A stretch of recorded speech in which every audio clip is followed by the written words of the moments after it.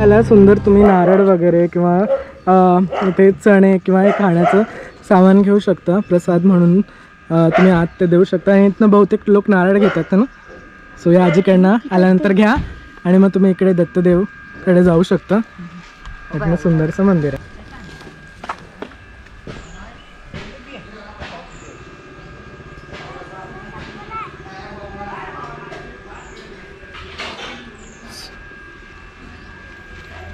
So आपण येऊन पोहोचलो आहोत श्रीतीर्थ क्षेत्र दत्त मंदिर शेणगाव, तालुका भुदरगड, जिल्हा कोल्हापूर.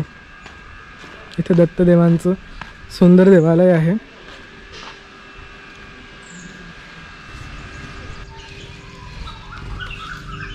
सो इथनं ना पाणी वर येत आहे, बुडबुडे उक्कड फुटला असं म्हणतात त्याला. ही वेदगंगा नदी. आणि नमस्कार, माझं नाव आर्च दीपक आणि माझ्या यूट्यूब चॅनलमध्ये तुमच्या सर्वांचं खूप स्वागत आहे. मी सध्या आहे शेणगावकडे, जे गारगोटीच्या जवळ असलेलं सुंदरसं गाव आहे. हे गाव दत्तदेवांच्या स्थानामुळे सुद्धा प्रसिद्ध आहे. दत्तदेवांचं सुंदरसं स्थान इथे आहे म्हणून याला आगळं वेगळं एक महत्त्व आहे. वेदगंगेच्याच अगदीच तीरावर हे सुंदरसं देवालय येतं. म्हणजे गारगोटीमध्ये सुद्धा दत्तदेवांचं स्थान आहे, दत्तदेवांचं मंदिर आहे आणि हे सुद्धा एक सुंदरसं दत्तदेवांचं मंदिर. सो हे असं दिसतं बघा. हे ॲक्च्युली नदीकडून येणारा रस्ता आहे, तिथनं मी तुम्हाला दाखवतो आहे. बाकी या भागातनं म्हणजे इकडून मुख्य रस्ता आहे, तिकडून तुम्ही येऊ शकता. सो आपण संपूर्ण आज हे देवस्थान पाहूया. या जागेचा इतिहास काय आहे ते सुद्धा जाणण्याचा प्रयत्न करूया. पण जर तुम्ही माझ्या यूट्यूब चॅनलवर नवीन असणार तर या यूट्यूब चॅनलला लाईक, कमेंट, शेअर आणि सबस्क्राईब करायला विसरू नका. आणि बघूया दत्तदेवांचं श्री क्षेत्र शेणगाव, जिल्हा कोल्हापूर, तालुका भुदरगड.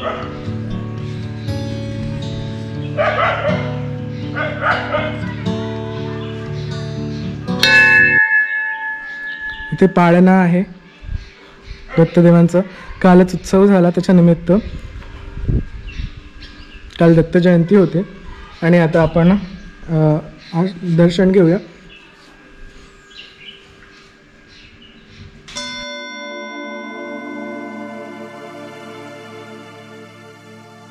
तर आपण पाहू शकता माझ्यासमोर दत्तदेवांचं शेणगावमधील हे सुंदरसं स्वरूप.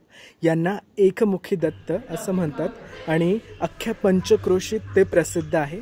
ह्या मंदिराच्या गाभाऱ्याच्या मागे आणखी एक छोटासा भाग आहे आणि त्यात तुम्ही कार्तिक स्वामींची प्रतिमा पाहू शकता. या देवालयाच्या आजूबाजूला ना ते छोटे छोटे देवडे आहेत, त्यात देव आहेत वेगवेगळे. जसे इथे खंडोबांचं देवड आहे, छोटंसं देवडी.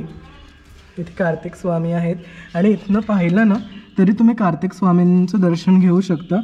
पण ॲक्च्युली तो आता इथनं मला डोळ्यांनी दिसतोय, पण हा कॅमेरा नाही दाखवू शकत. ते दिसेल पूर्ण कॅमेरा त्याला दिसते, थोडंसं दिसतं आहे पूर्ण. सो आता मागे सुद्धा इथे शनिदेवांचं छोटंसं देऊळ आहे, महादेव आहे, तिथे शिवशंकर, गणपतींचं देऊळ आहे. या भागातनं सुद्धा अष्टभुजा वेदगंगा मातेचं मंदिर आहे, छोटंसं आहे. हे सुंदर छोटे छोटे मूर्त्या आहेत आणि विठ्ठल रखुमाई आणि हनुमंत. ओके, इथे मागे जे आहे ते राम मंदिर आहे, राम पंचायतन मंदिर. इथे यावर सुंदर रांगोळी काढली आहे आणि हे राम मंदिर. हे अगदीच घाटाकडे येणारं सुंदरसं देवालय आहे.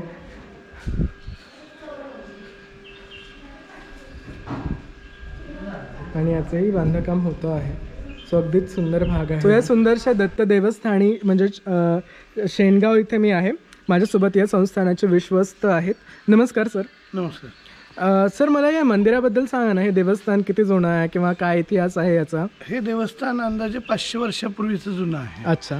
बाळम भटजी पैठणकर हे मूळचे हुबळीचे. हां. त्यांना दत्त महाराजांनी साक्षात्कार दिला की हां.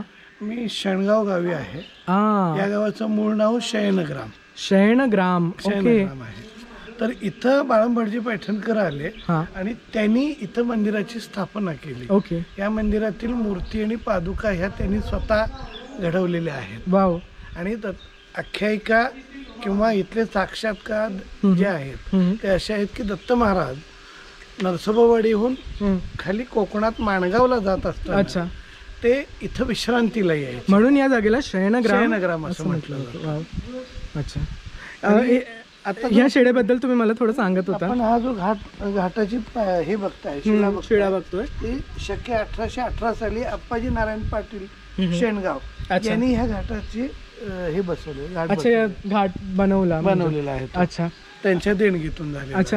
ह्या मंदिरामध्ये सर कुठले कुठले उत्सव होतात? या मंदिरामध्ये दत्त जयंती, गुरुद्वादशी, सर्व पौर्णिमा, गुरुवार सर्व, ओ वाव. आणि आणखीन 3-4 उत्सव असतात. हा हा. हे एकूण 10 ते 12 उत्सव दरवर्षी इथं होतात. अच्छा.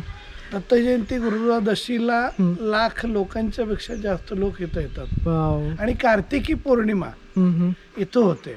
कारण यांच्या देवळाच्या मागेच म्हणजे मुख्य मंदिरात त्या गाभाऱ्यामध्ये कार्तिक स्वामीचं स्थापना त्याच वेळी केलेली आहे बाळंबडजींनी. आणि कार्तिक स्वामींच्या म्हणजे पौर्णिमेला, कार्तिक पौर्णिमेला या मंदिरामध्ये जिल्ह्यातून अंदाजे 2 लाखापेक्षा जास्त लोक इथे येत असतात. अमेझिंग. मी म्हणेल हा जो भाग आहे, हा कोकणात येणारा भाग आहे ना, म्हणजे इथनच कोकण चालू होतं. वाव. सो म्हणून मी येताना बघतो, म्हणजे खरं तर आपण म्हणतो की नारळाच्या झाडा किंवा काजूच्या झाडा, सुपारीच्या झाडा, ते सर्व तुम्हाला इथनं पाहायला मिळतील याच गावातून, असं म्हणू शकतो मी, है ना. आंबा, फणस, काजू हे सगळे शेणगाव म्हणजे इथूनच कोकणात चालू होतं आमच्याकडचं. आणि याचं वैशिष्ट्य असं आहे की ही नदी वेदगंगा आहे, ही दक्षिणाभिमुख आहे, दक्षिण उत्तर आहे. अच्छा, म्हणजे ही कुठं कुठे जाते? दक्षिणेकडून इकडे जाते ती. अच्छा, म्हणजे या साईडचं गाव आपलं काय म्हणतात, पुष्पनगर आणि सोनारवाडी नदीच्या पलीकडे आहे. पण ही पाडगावहून कर्नाटकला नदी भेटते. फक्त ह्या नदीचा इथंच प्रवाह आहे, हा दक्षिण उत्तर आहे. अच्छा, इथे चेंज होतो त्याचा प्रवाह, इथं चेंज होतो. हो, दक्षिण उत्तर आहे. या इथे काय आहे? इथं महादेवाचं मंदिर आहे. अच्छा, हे आता याचं बांधकाम आपण सुरू केलेलं आहे. ऍक्च्युली हे पाण्यामुळे 4 महिने पाण्याखाली असतं आणि आता आपण तिथं घुमटाकार त्याचा नवीन लुक द्यायलाचा प्रयत्न केला. पूर्वीचं घुमटाकार होतं, पण ते बदलून आपण लोकसहभागातून आणि लोकाश्रयातून आपण त्याचं काम सुरू केलेलं आहे. सुंदर आहे, सुंदर. 4 महिन्यामध्ये याचं आपण पूर्ण करू. राईट. ह्या मंदिराला इथे मी म्हणाल ते काय म्हणतात त्याला, बुर्जासारखंच बांधकाम आहे इथे. आणि इथे पूर्वी ही आहे पाण्याची टाकी, आता नवीन योजना झालेली आहे. राईट. पण इथं नरसोबावाडी सारखा प्रचंड मोठा घाट आहे. बरोबर. आणि भविष्यात हे ब वर्ग तीर्थक्षेत्रामध्ये याचा समावेश. वावच मी म्हणेल, सुंदर जागा आहे. आणि इथे अनेक भाविक भक्त येतात, ते तुम्ही पाहू शकता. असंही म्हणू शकतो आपण याला नृसिंहपूर, नरसिंहवाडीचा. गोंदवलेकर महाराज पण इथे थांबल्याचं काही बोललं जातं. पूर्वी इतिहासात साक्षी दिल्या जातात की गोंदवलेकर टेंबे स्वामींचा इथं काही दिवस सहवास होता. येस, है ना. राईट. ते मी ऐकलं होतं, म्हणून म्हटलं आपण सरांना विचारून घ्या. काही दिवस इथं सहवास होता, जे वास्तव्य होतं आणि ते राहत होते इथं. खूप सुंदर देवालय आहे. तुम्ही कधी आलात तर या ठिकाणी नक्की भेट द्या. थँक्यू व्हेरी मच सर, खूप चांगली माहिती दिली. खूप खूप धन्यवाद. सर, मला आरत्यांबद्दल सांगा ना. इथे तुम्ही एका आरतीबद्दल म्हणत होता की त्यानंतर इथे कोणी येऊ शकत नाही किंवा कोणी येत नाही. इथं पहाटे काकड आरती होते. अच्छा.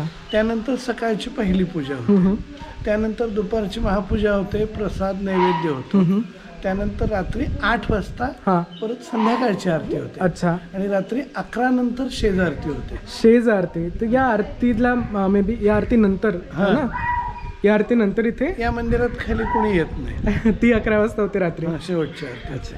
त्यानंतर महाराजांची विश्रांती असते. कारण इथली आख्यान अशी आहे की दत्त महाराज इथं विश्रांतीसाठी येतात. बरोबर. आणि म्हणूनच शयनग्राम नाव आहे. म्हणूनच त्यांच्या शयनात विघ्न न होऊ म्हणून कोणी शेजारती असते. ती शेजारती झाल्यानंतर इथे सहसा कोणी येत नाही. Thank you very much. इथे आज ऐकण्यासारख्या अनेक गोष्टी आहे, किंवा मी म्हणेल इथला निसर्ग किंवा इथलं देऊळ हे एकदा पाहिल्यानंतर परतच इथे यावंसं वाटेल. येणाऱ्या भक्ताला किंवा नवीन येणाऱ्या माणसाला सुद्धा इथं भुरळ घालते. खरं आहे. इथलं जे वातावरण आहे, तर 5 मिनिटात जाऊया म्हणतो तर नाही, तो 2 तास तर तिथे येऊन बसतो. आणि मलाही आत्मिक समाधान जे आहे ते इथं मिळतं. हे वैशिष्ट्य आहे. खरं आहे. आणि मलाही इथे येऊन मी म्हणेल 2-2.5 तासापेक्षा जास्त झाले आहेत. कारण मी इथे खूप वेळ बसलो होतो. खूप सुंदर परिसर आहे इथे, खूप शांतमय वातावरण आहे खरं तर या संपूर्ण भागामध्ये. आणि त्याचंच उदाहरण म्हणजे तुम्ही इथे येऊन बसू शकता. आणि मी म्हणेन हा भाग एवढा सुंदर आहे की तो तुम्हाला नक्कीच खेचून आणेल इथे. So again thank you very much sir. एकमुखी दत्त मंदिर, इथे सुंदर औदुंबर आहे. आणि हा बघा सार्थक चाललाय वर. Sarthak is my little friend and this one also. आणि ते इथलेच आहेत शेनगावचे. आणि हा परिसर एवढा सुंदर आहे. इथे आजूबाजूला शेतं आहेत. या भागातून कोकण चालू होतं आणि सुंदरशी जागा आहे.